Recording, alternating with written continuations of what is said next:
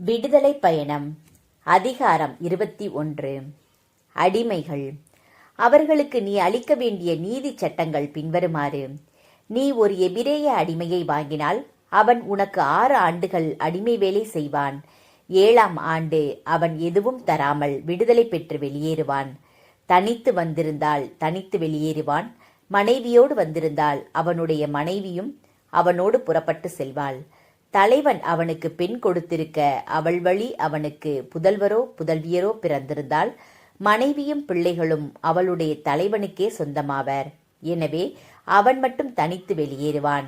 அந்த அடிமை, நான் என் தலைவனுக்கும் என் மனைவிக்கும் என் பிள்ளைகளுக்கும் அன்பு காட்டுகிறேன், நான் விடுதலை பெற்றவனாய் வெளியேறி செல்ல மாட்டேன் என கூறுமிடத்து அவனை அவனுடைய தலைவன் கடவுளிடம் கூட்டிக் கொண்டு வருவான்.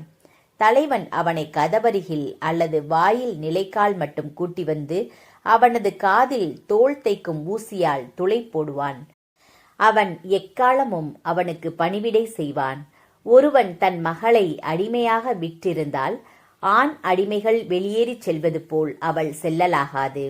தலைவன் தனக்காக அவளை வைத்திருக்க அவள் அவனுக்கு பிடிக்காதவளாய் நடந்து கொண்டால் அவள் மீட்கப்படுவதை அவன் ஏற்றுக்கொள்ளட்டும்.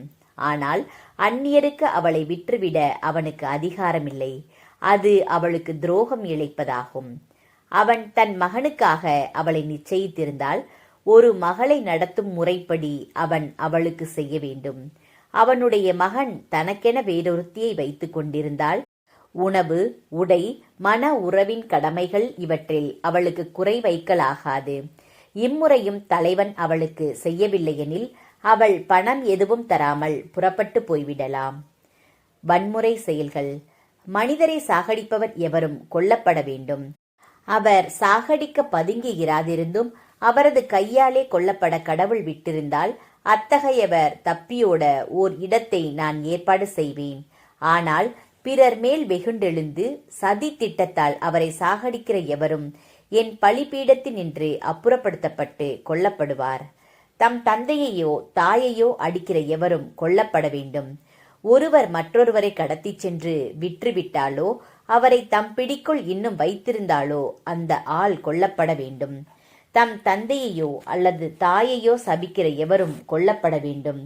இருவர் சண்டையிடுகையில் ஒருவர் மற்றவரை கல்லாலோ கை முட்டியாலோ தாக்கியும் தாக்கப்பட்டவர் சாகாமல் படுக்கையில் கிடந்து பின்னர் எழுந்து கோல் ஊன்றி வெளியே நடக்கத் தொடங்கினால் தாக்கியவர் குற்றப்பழி அற்றவர் ஆவார்.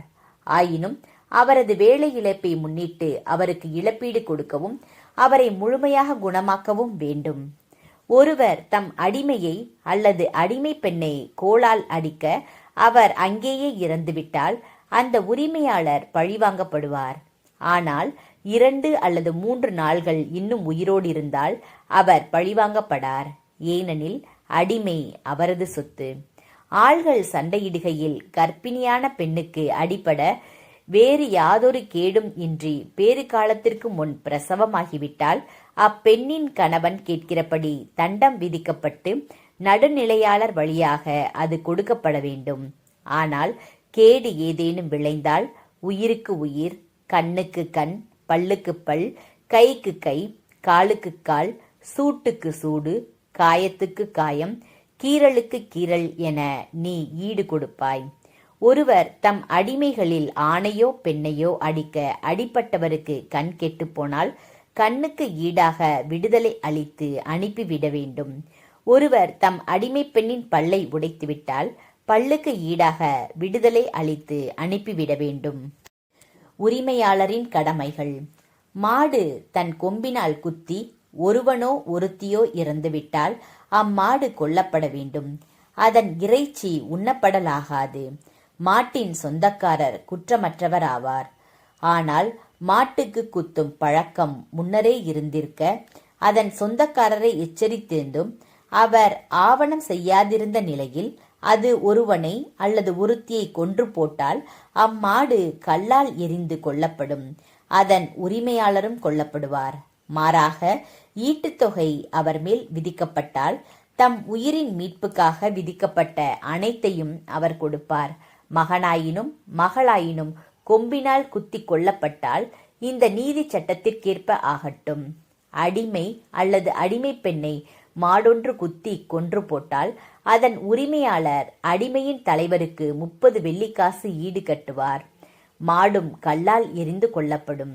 ஒருவர் குழியொன்றை திறந்துவிட்ட பின்னரோ அல்லது புதிதாக குழியொன்றை வெட்டிய பின்னரோ அதனை மூடி வைக்காதிருக்க மாடோ கழுதையோ அதில் விழுந்துவிட நேரிட்டால் அதன் உரிமையாளருக்கு குழியின் சொந்தக்காரர் பணம் ஈடு கட்டி செத்ததை எடுத்துக்கொள்வார்.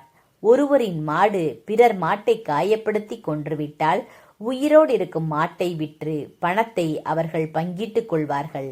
செத்ததையும் அவர்கள் கூறு போட்டுக் கொள்வார்கள். ஆனால் மாடு குத்தும் பழக்கமுடையது என முன்னரே தெரிந்திருந்தும் அதன் உரிமையாளர் எதுவும் செய்யாதிருந்தால் அவர் மாட்டுக்கு மாடு என ஈடு கொடுக்கத்தான் வேண்டும். செத்தது அவரையே சேரும்.